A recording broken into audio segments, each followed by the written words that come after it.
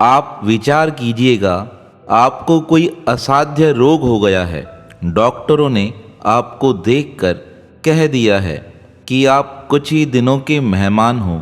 आपका सारा शरीर मवाद अर्थात पस से भरा हुआ है। शरीर से जब भी डॉक्टर प्रयास करते हैं उससे अत्यधिक मात्रा में पस निकाला जाता है, तो सोचिए आपका जीवन किस प्रकार व्यतीत होगा।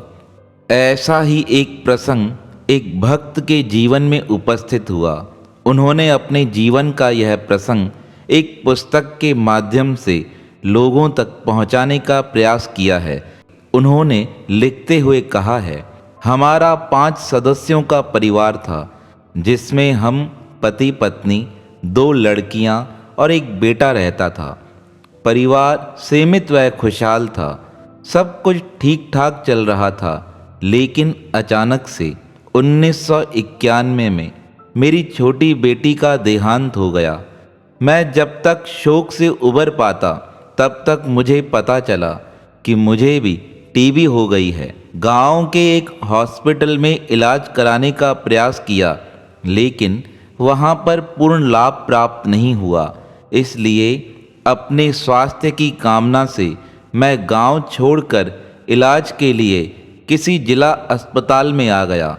वहां जाने पर बीमारी और अधिक बढ़ गई, इसलिए मेरा मन हताश हो गया। मैंने तमिलनाडु के एक मिशन अस्पताल में भी कुछ समय तक इलाज कराया, किंतु वहां भी पूर्ण लाभ प्राप्त न हो सका। उसके बाद मैं कुर्ला मेडिकल कॉलेज आ गया। वहां टीबी के रोगों के प्रभावी प्रोफेसर ने मेरी बीमारी का अध्ययन किया। कुछ परीक्षण करवाने के बाद रिपोर्ट देखकर वह कहने लगे, आश्चर्य है, आप अभी तक जीवित हैं। आपके शरीर में जो दवाएं दी गई हैं वह ऐसी दवाएं हैं जिन्हें अंतिम समय में दिया जाता है। अगर उन्होंने भी आप पर असर नहीं किया है तो समझ लीजिए आपका अंतिम समय निकट है। आप विचार कीजिए, किसी व्यक्ति को ऐसा कह दिया जाए कि तुम्हारा अंतिम समय निकट है, उसकी क्या अवस्था हो सकती है, उसके मन की परिस्थिति किस प्रकार रही होगी। लेकिन उन भक्तों ने अपने जीवन का प्रसंग आगे लिखते हुए कहा है, मैं वहाँ पर 26 दिन भर्ती रहा। पहले दिन सिरिंज के माध्यम से 1 लीटर के करीब मेरे शरीर से पस अर्थात मवाद बाहर निकाला गया। ऐसी स्थिति कई दिनों तक बनी रही। बाद में 15-15 दिन के अंतर में मुझे वहां आने को कहा गया। इस प्रकार ऐसा कह मुझे हॉस्पिटल से डिस्चार्ज कर दिया गया। उस अवस्था में मुझे एकमात्र परमात्मा पर ही भरोसा था। इसी बीच एक दिन तीर्थ यात्रा करते हुए मेरे घर पर एक पंडित जी आए। उन्होंने वैद्यनाथ धाम की यात्रा का प्रस्ताव मेरे सामने रखा। मैंने अपनी विवशता बतलाई, परंतु मेरी धर्म पत्नी बड़ी भगवत भक्त थी। वह हाथ जोड़कर कहने लगी, पंडित जी आप विचार न कीजिए, मेरे पतिदेव, मैं और मेरे बच्चे आपके साथ चलेंगे। इनके मन में भी परमात्मा के लिए विशेष आस्था है।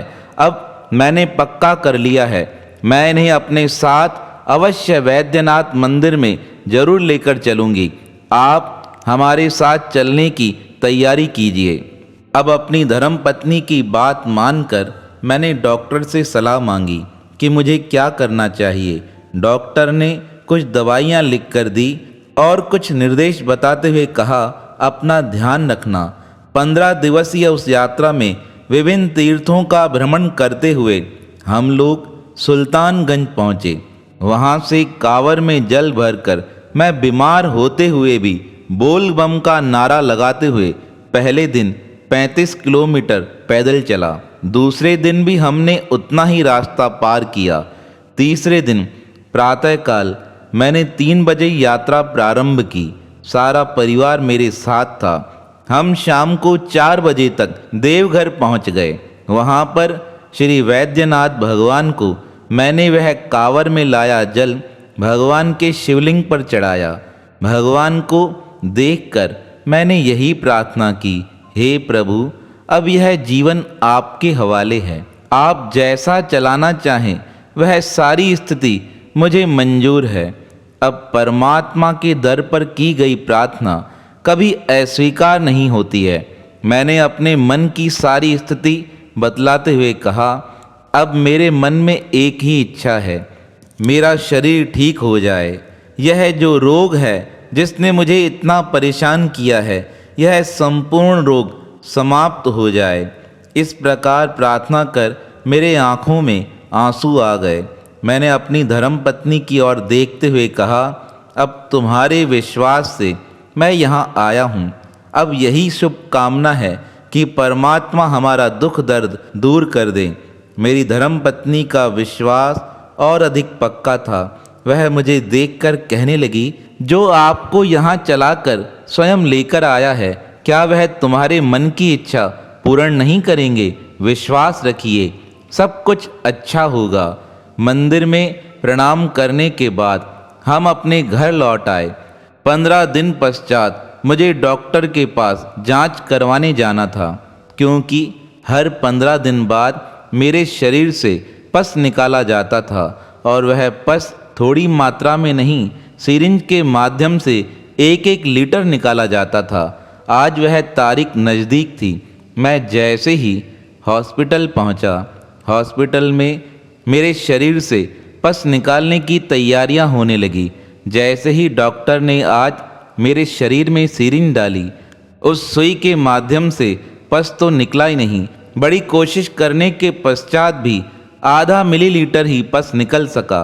डॉक्टर यह देखकर हैरान हो गया कि आपके शरीर में तो बहुत मवाद भरा हुआ था।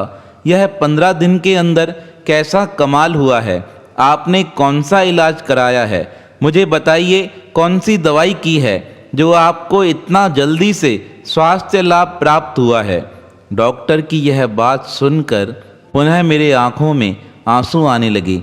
डॉक्टर साहब पूछने लगे, मैंने बहुत चमत्कार देखे हैं, पर इतना बड़ा चमत्कार कभी नहीं देखा है।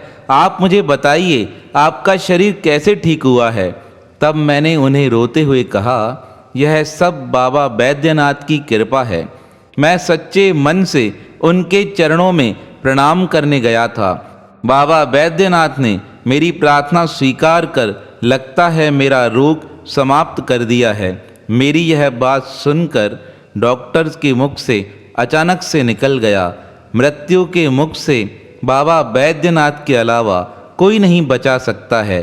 आज जो तुम जीवित हो, लगता है यह सब उन्हीं का ही आशीर्वाद है। डॉक्टर की यह बात सुनकर मेरी धर्मपत्नी के मुख से भी अनायास ही निकल गया कि धन्य है बाबा बैद्यनाथ, जिन्होंने मेरे स्वास्थ्य की रक्षा कर मेरे जीवन को गौरवान्वित कर दिया है। अब डॉक्टर के कहने पर मैंने पुनः जांचें कराई। जांचों को देखकर डॉक्टर और अधिक हैरान रह गए। यह उनके जीवन में साक्षात देखा हुआ प्रथम चमत्कार था। अब तो सारी रिपोर्टें नॉर्मल आने लगी। वह देखकर कहने लगे, सच में आप पर परमात्मा की विशेष कृपा हुई है, अन्यथा जैसा रोग आपके शरीर में फैल गया था, उस अवस्था में आपका बचना बड़ा ही मुश्किल था। डॉक्टर की यह बात सुनकर मैंने उसी समय बाबा बैद्यनाथ की जय जयकार की और डॉक्टर से कहा, आप सबके ऊपर भी एक परमात्मा की शक्ति रहती है, जो व्यक्ति को संसार सागर के समस्त रोगों से मुक्त कराकर स्वस्थ बना सकती है।